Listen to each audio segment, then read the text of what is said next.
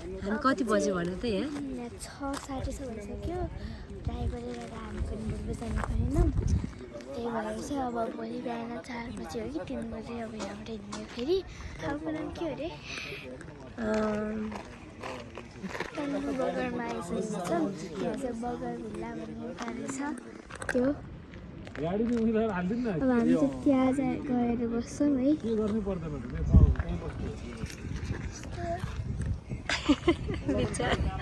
ल कस्तो वर्ष हामीलाई रमाइलो पनि भयो तर ड्राइभरले एकदमै